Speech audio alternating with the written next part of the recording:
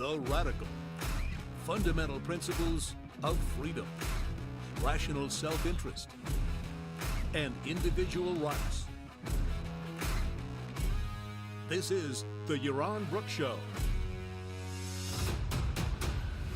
All right, everybody, welcome to Yaron Brooks Show on this Wednesday morning, day before Thanksgiving. Exciting. Hope you're all ready for a fantastic Thanksgiving holiday, a wonderful weekend, a fantastic meal, and of course, lots of gratitude to the producers of this world, which is what Thanksgiving should be all about. I think Thanksgiving is now kind of a global holiday. I think people recognize it all over the world. I don't know, maybe it's still just an American thing, but I know we've got a lot of Europeans on because we are doing this in the morning when they can listen live. So that's one of the differences between the morning show and the evening show. Tonight, I will be talking about Thanksgiving. We'll be talking about productivity, productiveness, production, different aspects of it, all in celebration of the producer and the holiday of the producer, which is Thanksgiving. So join me tonight.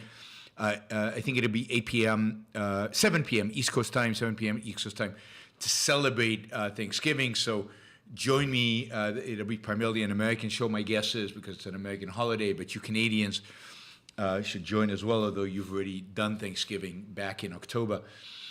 Let's see. I don't know what's going on. What's going on out there in the world? Something has shifted in the I don't know, in the zone, in the atmosphere, in the world, because for a second day in a row, we've got a major, like once in a lifetime soccer upset. I know, I don't know how many of you care about soccer, but anyway, today, Japan beat Germany. Japan beat Germany in soccer. Like Germany, like one of the, powerhouses of football, soccer of all time, and one of the best teams in the world. And both Germany and Argentina were among the favorites to win the World Cup. Argentina was only second to Brazil to win the World Cup, and Germany was like third or fourth.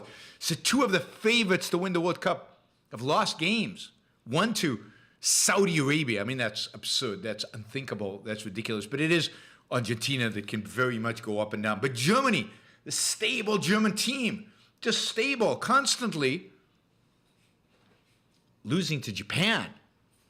Japan's like a insignificant soccer place. Anyway, shockers, amazing, but there we go. That's the beauty of sport. Going into the match, you never actually know who's going to win. Anything can happen. So there we go. Thank you, Daniel, for the support. JJ Jigby says, who cooks Thanksgiving dinner at Brook household? The chef at Marmalade does. So we've got our favorite restaurant. He makes the best turkey I've ever had anywhere. I usually don't like turkey. It's very hard to do turkey right. And the chef at Marmalade in San Juan, Old City, Puerto Rico, makes an unbelievable turkey.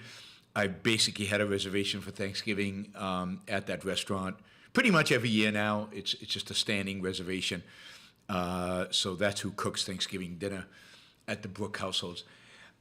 Nobody. Nobody. We go out for dinner. I am, as you know, as I think you know, huge believer in division of labor. Huge believer in division of labor, and I don't like turkey at all.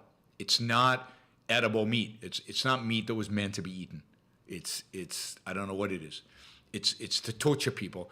Lack of flavor and usually dry. Now, at Marmalade, the turkey is moist and flavorful, but that's unusual, rare, really strange. All right, let's get to the news because we have a hard stop today at 12:15 Puerto Rican time, 12:15 hard stop. I've got another meeting, so we can do the news quickly. So we're going to do a few items in the news very, very fast, and then we'll get to a few others that are a little slow. Of course, Super Chat is open. A goal for these Super Chats is 250 for these quick morning shows. We've exceeded that goal substantially over the last few shows. So But I hope we can keep up the momentum and keep the 250 going. make it worthwhile while to do these. All right, so just quick highlights from the news this morning. Another shooting. 6 dead at a Walmart. Just horrible. This time it's an employee, I guess a disgruntled employee. I mean, it seems like these shootings are constant. If you follow the news, they're all over the place. Hard to tell, again, what the motivations are for any of these, but at the end of the day, it's some form of nihilism. When somebody is willing to take a gun and shoot a bunch of people knowing they're probably going to die or knowing they're going to spend the rest of their lives in prison, not even attempting to escape, not even thinking about escape. This is sheer nihilism, hatred of life, hatred of existence, a projection of the hatred of existence. And the real question, the empirical question is it worse now than it was in the past? It seems that way, but it's hard to really measure. And what can be done about it?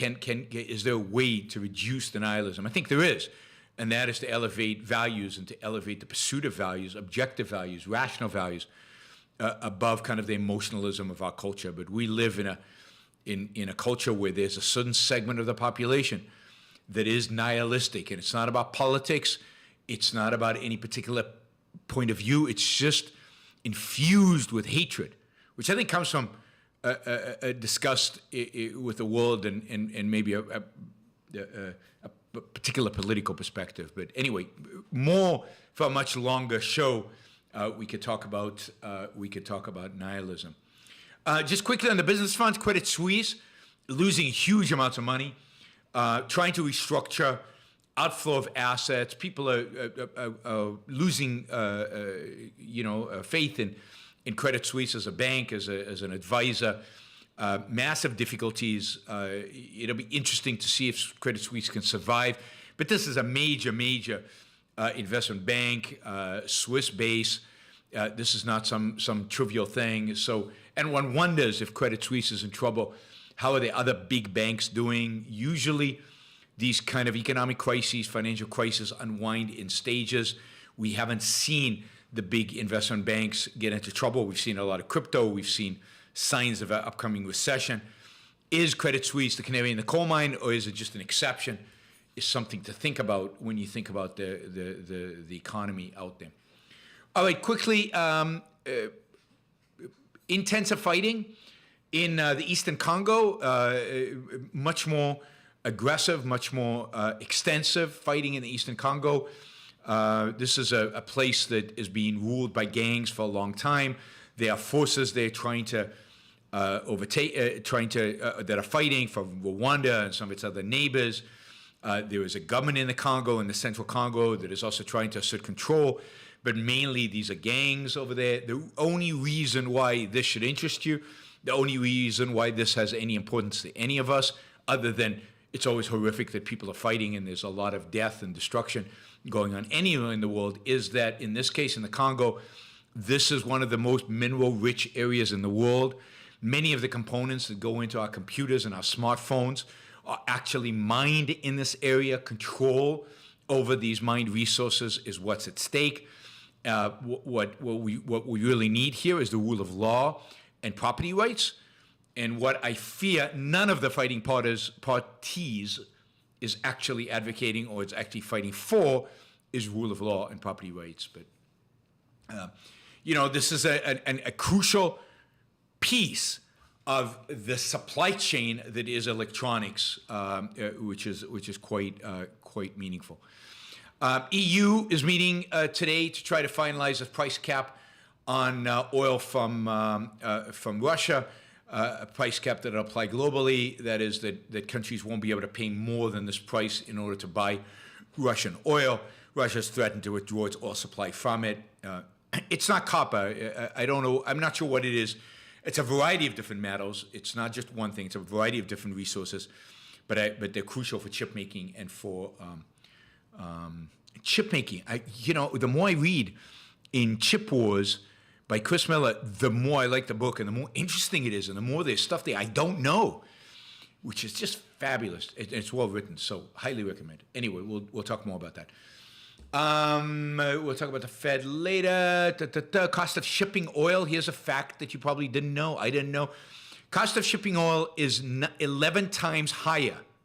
The cost of shipping an average gallon of oil is 11 times higher right now than it was a year ago, than it was before the war. This is primarily a consequence of the fact that in the past, shipping oil from Russia to Europe was super cheap because it's super short distances. Now every piece of Russian oil has to go all the way to India because the Europeans won't buy it. So it goes to India for refining there, which is a lot longer. And then Europe, instead of getting cheap oil from Russia, where the shipping cost is very close, it's getting it has to get shipped to the Middle East, or it has to get oil from other places, which require a lot more distance. The distance has increased dramatically in distance. Greater distance equal greater shipping cost. So distance has increased significantly, and that is part of what is causing shipping prices to be 11 times higher today than they were last year. Pretty cool. All right, quickly, let's get into some of these other issues that I listed on the News Roundup title. Wow, I did all that in 10 minutes. Okay, so hopefully we'll do the rest in 10 minutes, and then we'll have a few minutes for Q&A, and we'll be done. We got a few Super Chat questions, but don't forget you can ask questions. You can shape the show. You can determine what stories I talk about by asking questions in the Super Chat. Let's try to get $20 questions, because otherwise it's going to be hard for me to cover them all, and hard for us to get to the $250 goal. All right, student loans. So, the Biden administration had this program to forgive student loans on a massive scale. $500 billion or something worth of student loans were going to be forgiven. That has been stopped by the courts. I think the 8th District Appeals Court has ruled against and has put in an injunction prohibiting the Biden administration from continuing. The Biden administration has appealed this to the Supreme Court. The Supreme Court is whether it's going to hear the whole case or whether it's just going to rule on the on the appellate court decision is still open, and we will see what happens there. In the meantime, the Biden administration has discovered a cool way to actually get around the court decision, and that is by basically continuing the COVID era loan forgiveness program started by Trump. So in 2020, part of the Trump administration's idea about stimulating the economy and helping people through COVID was, hey, if you have student loans, you don't have to pay them back. You don't have to pay them back for the next 6 months. And then it was extended by another 6 months. And then it's extended another 6 months. And now it's been extended. COVID's gone. COVID emergency's gone. COVID restrictions are gone. COVID, all kinds of stuff is gone. But the welfare program that is, you don't have to pay your debt back. You don't have to pay your student loans back. That is going to continue indefinitely, and probably continue indefinitely until the courts rule on this. So this is a way, through executive order, that both Republicans and Democrats have embraced, and really, I think the first president to really do a lot of executive orders was Bush, and then Obama increased, and then Trump increased, and now Biden. It's just horrible. This is authoritarian. This goes around the proper purpose of Congress, which is to govern around these things. This is, to a large extent, a default of Congress. Congress should insist on getting, legislation back into its court rather than letting the president legislate through the pen. But that's what's happening. So Biden is just continuing. Just let's continue. I mean, the immorality of this. There's nobody to sue and say, wait a minute, this is wrong, this is unconstitutional, this is a violation, because it's not clear who has standing, right? I should have standing as a taxpayer for the fact that the government is taking on more and more and more debt because it is not getting income from the student debt that it is provided. But I don't think the courts work that way. I don't think me as just a taxpayer have standing around this thing. So it's not clear who can sue to stop this. I mean, they could indefinitely, without ever passing a law, without ever having to have a program that goes through the courts, without doing anything, they could just temporarily continue to use this emergency power to continuously change everything in the world based on just a signature of the president. Disgusting, offensive, horrible, and disastrous economically and morally offensive, and it teaches the students and everybody else in our culture the wrong kind of things. Yes, let's have our grandkids pay for students to go to college right now. And of course, let's all of us pay for it in slower economic growth, which is what deficits produce. Now, of course, the government shouldn't be in the school financing debt business to begin with. The government has no business in that business to begin with. But given that they are, at least collect on it. All right, so that's where we are. Biden administration continuing this. It's a no-brainer for them to do it. Why not, right? You don't lose anybody. Nobody cares about this stuff. It's like me and 5 other people care. Nobody else cares. No voters seem to care. Their constituencies don't care. No economist is riling against this. No editorial pages.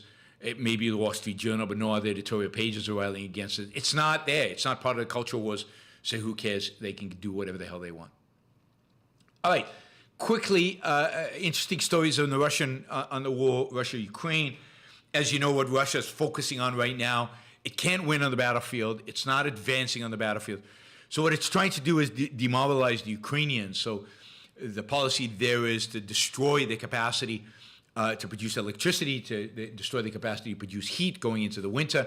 So all of the missiles and all of the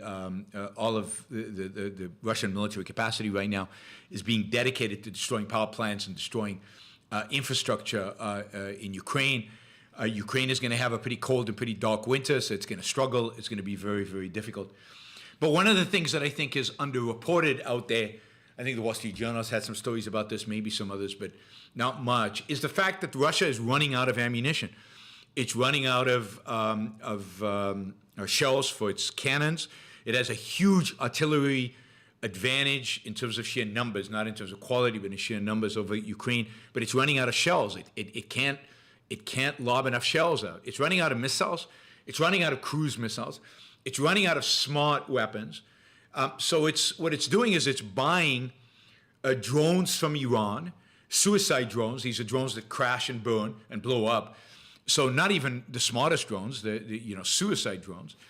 It's also buying missiles from the Iranians. I mean, think about that. Russia, the great industrial powerhouse that is Russia, the great manufacturer of weapons that is Russia, has to buy weapons from Iran, and according to American intelligence sources, it's buying shells, ammunition shells, artillery shells from North Korea. I mean, that's how pathetic it is. And a big reason for that is that Russian manufacturing depends for chips. They don't produce any chips.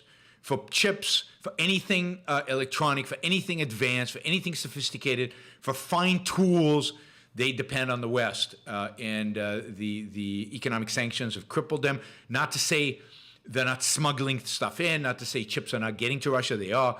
But they need to be smuggled. You can only smuggle certain quantities. And Russia is, as I've said from the beginning of this war, in deep, deep trouble. Its economy is faltering. Its capacity to produce weapons is diminished dramatically. Russia is not a self-sustaining economy. It cannot survive by itself. These sanctions are hurting, and the war is crippling it. Not only have they lost 100,000 people, productive young people, to this war, they've lost probably another few 100,000 who've left Russia, probably the smartest people. There's clearly a brain drain in Russia. The economic consequence of this war on Russia will be dramatic. Of course, the life consequence of losing those people is horrific as well. So that is even more horrific. The whole, this is a catastrophe. For Russia, it is a catastrophe for Putin. It is a catastrophe for Russian nationalism.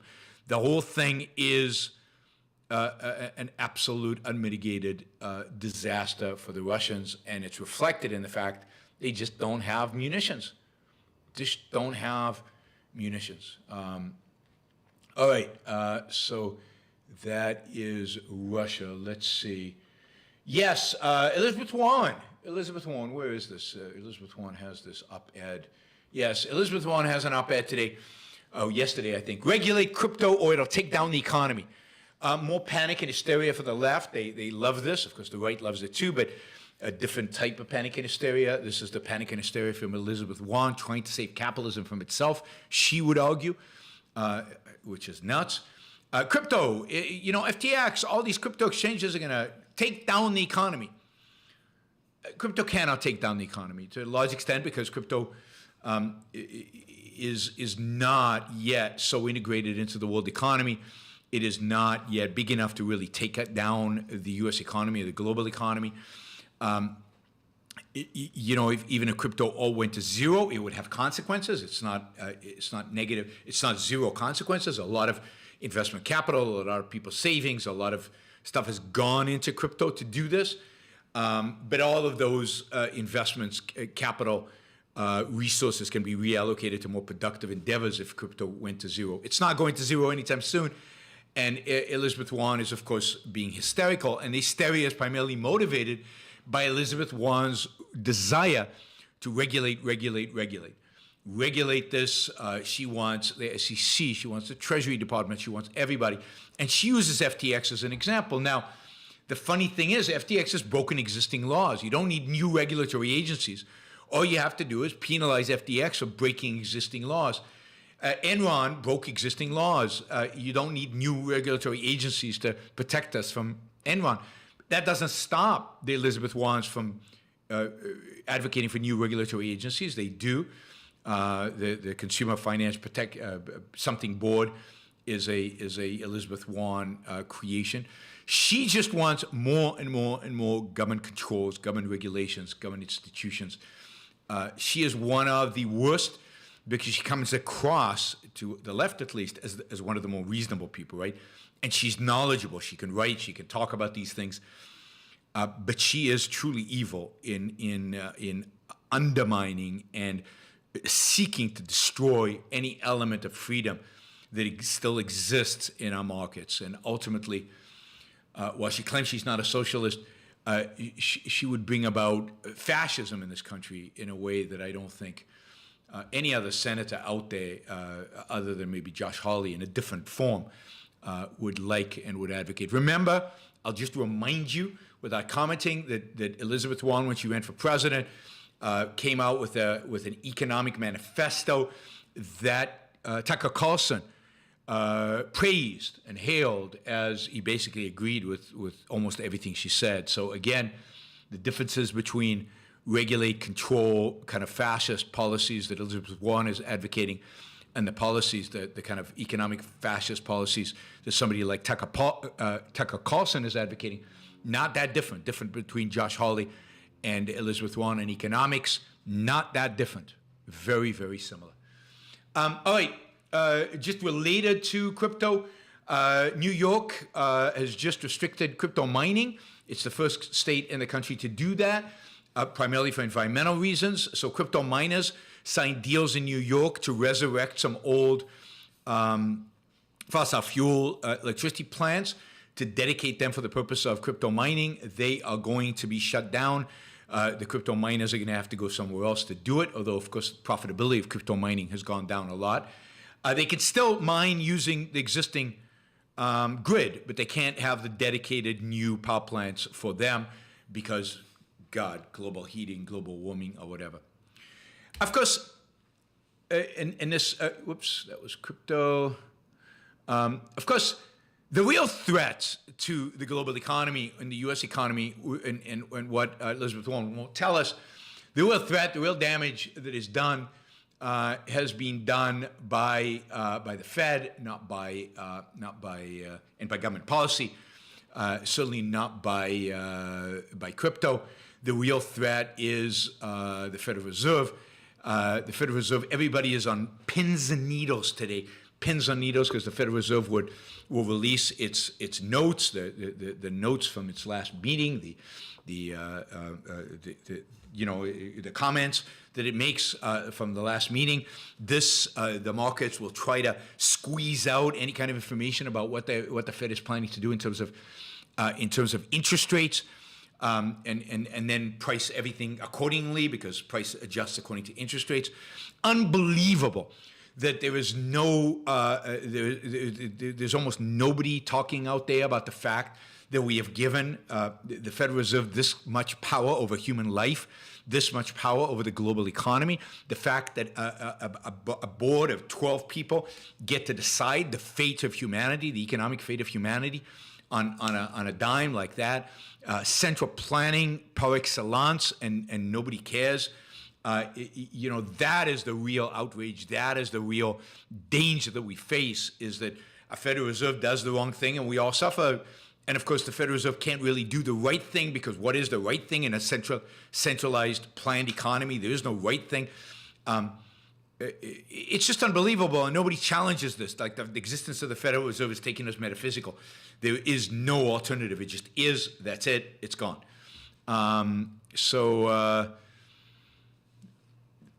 This is the whole orientation of somebody like Elizabeth Warren. Oh, crypto is going to bring down the economy. No, the Federal Reserve is going to bring down the economy. It already is, by creating inflation and raising interest rates, which I think it has to do, but it created the problems to begin with. All of that, that's the real problem. Not crypto, not Credit Suisse, not any particular thing. It's the Fed that is creating these massive swings in the market that is potentially going to create the disaster, an economic disaster, not crypto.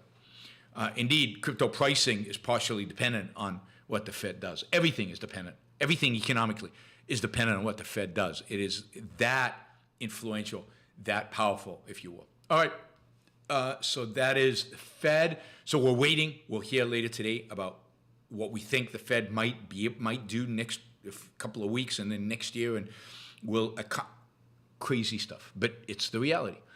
All right.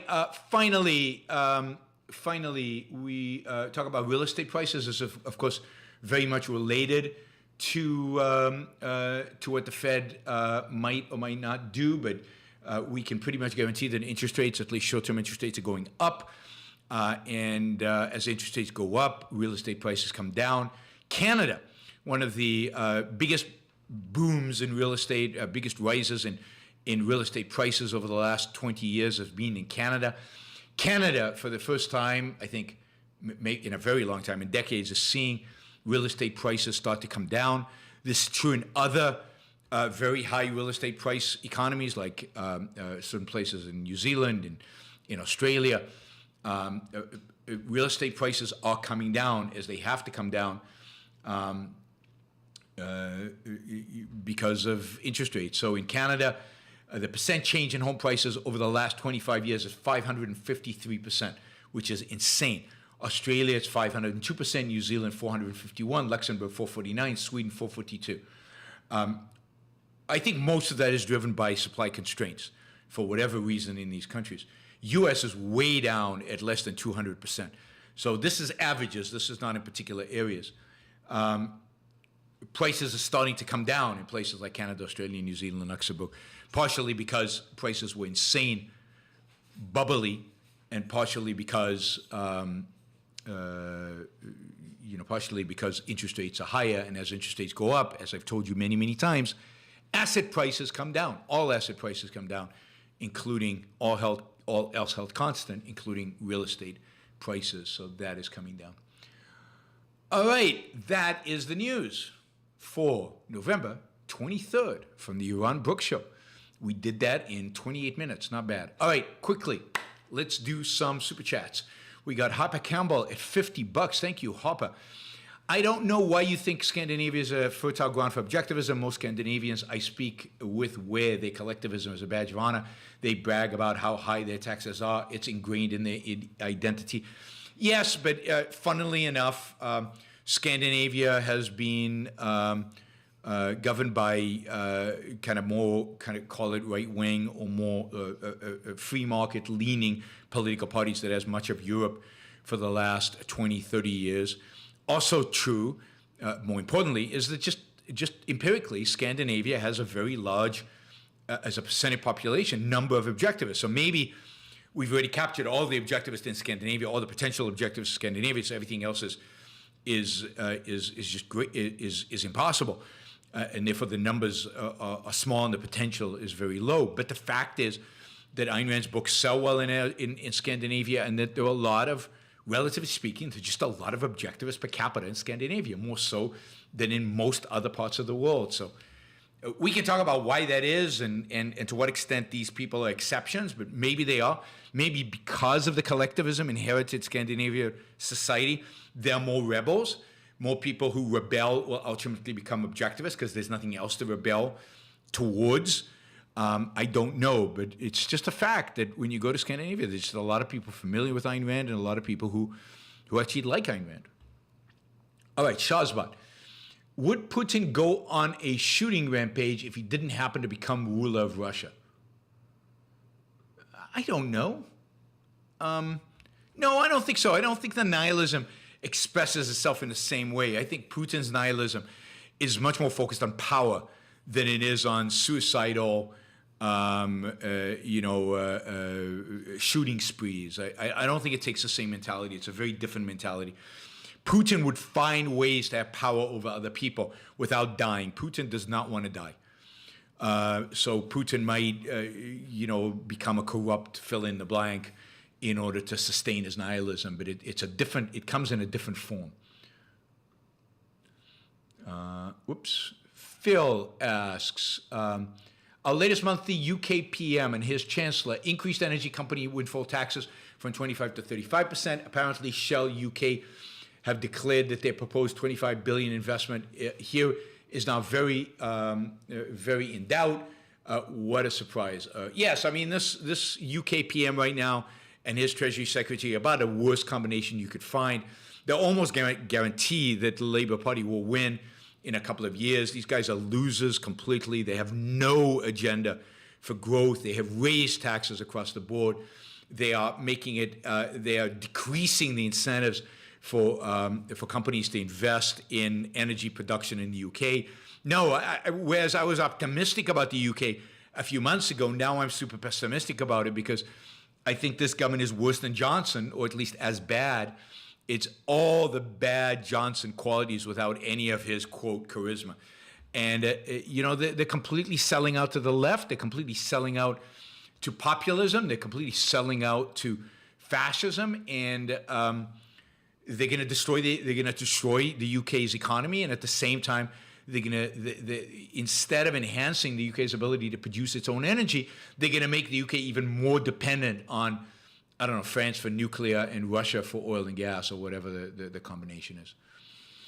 All right, Michael says, can you do a show on bias? I hear the BS all the time when presenting objectivist ideas. We're all biased, so the idea of objective reality is laughable.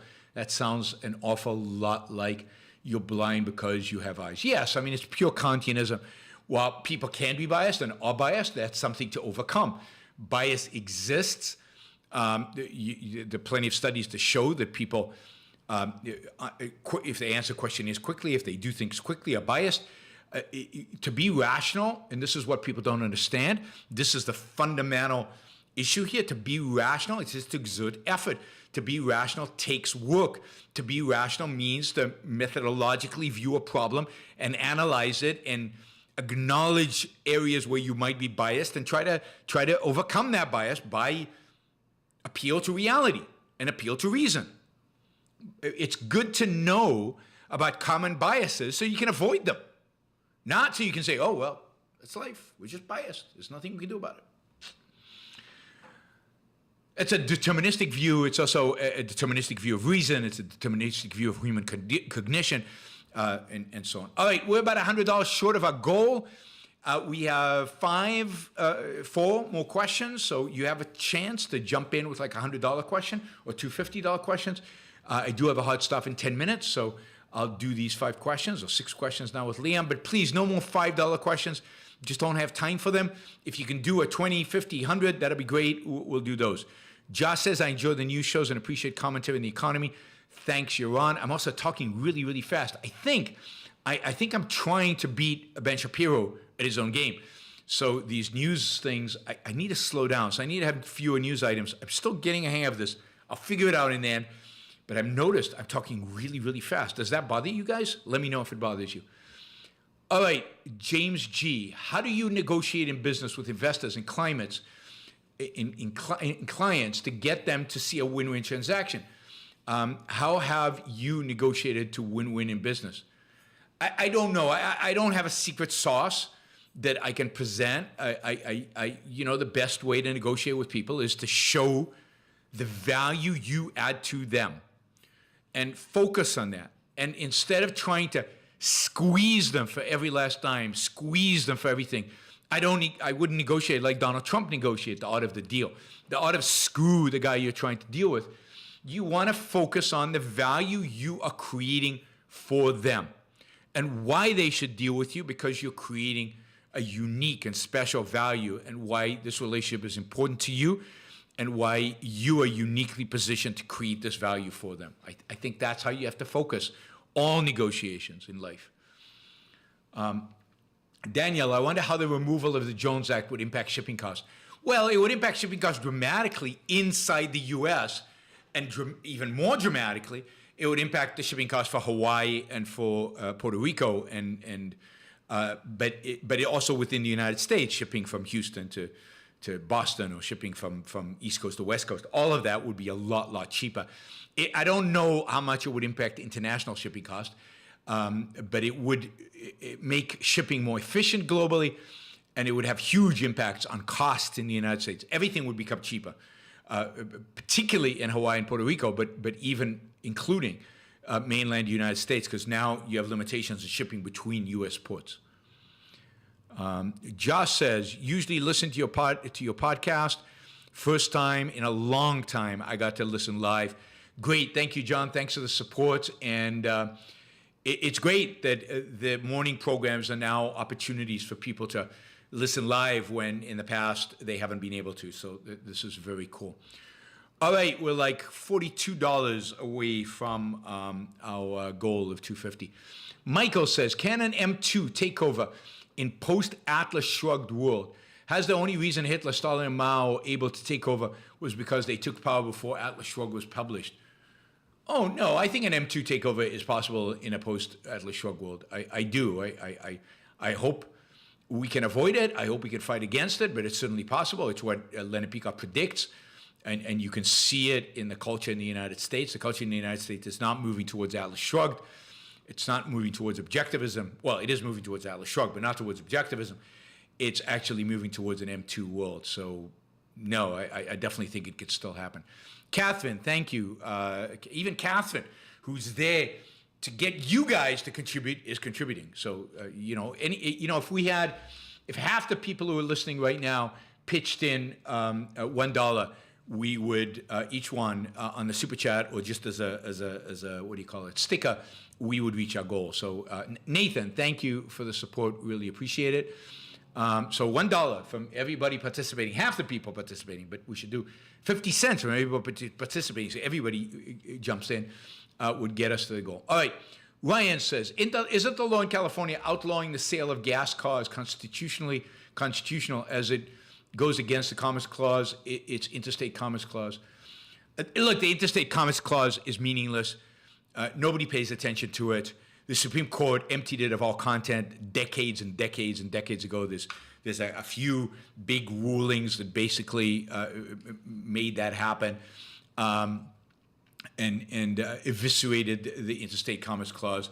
I would say that a lot of state regulations of business, a lot of federal regulation of business, it violates the Interstate Commerce Clause, but nobody seems to care, and nobody seems to. The Interstate Commerce Clause is a brilliant clause which should save us from a lot of what the government is trying to do to us and trying to impose its will on us, and it isn't because of the courts have abandoned it. And one of the hopes is that some of these justices like Gorsuch and Thomas will try to resurrect the Interstate Commerce Clause.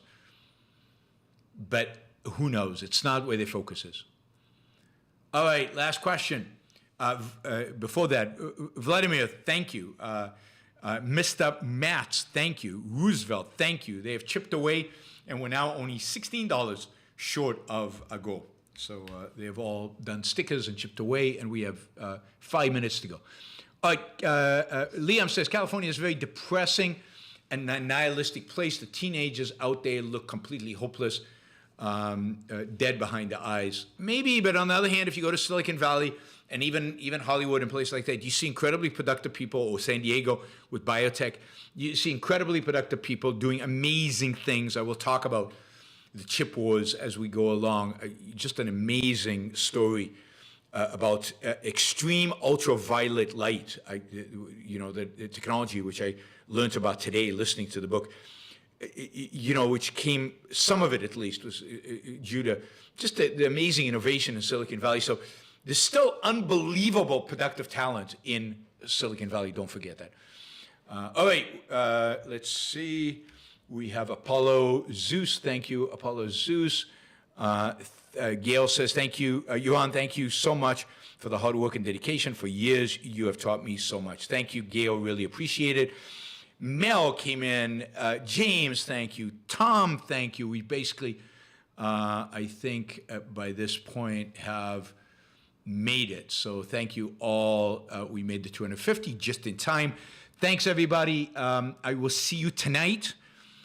8 p.m. Puerto Rican time, 8 p.m. Puerto Rico time, 7 p.m. East Coast time. We will talk about Thanksgiving, but more importantly, we will talk about production, productivity, and productiveness. It's going to be a fun show.